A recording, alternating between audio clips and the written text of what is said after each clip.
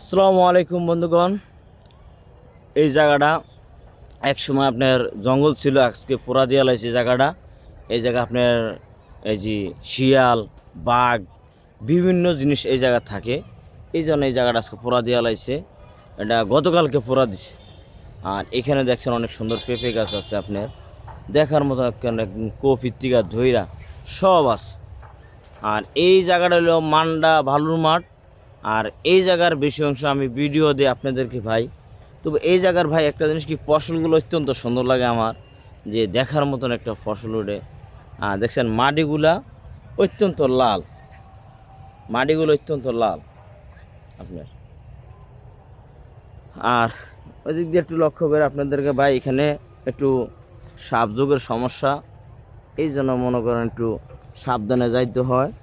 তো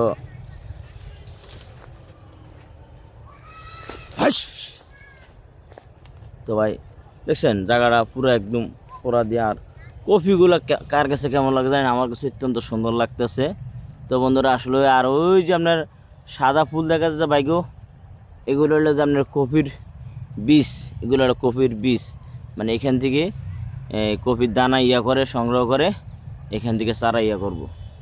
ওই যে সাদা সাদা যেই আপনি ফুলগুলা দেখছেন, এগুলা এই হলো ভালো মাঠ পুরাটা।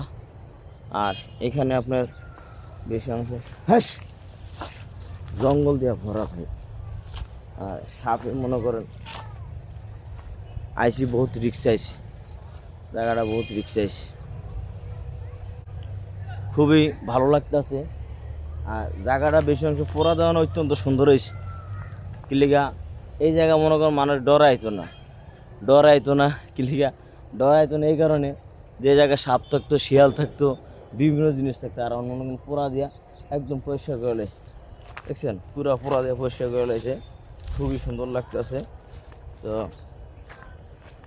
ঠান্ডা লাগিয়া গেছে তো ভাই, ঠান্ডা দিয়ে বেশি গরম জানা।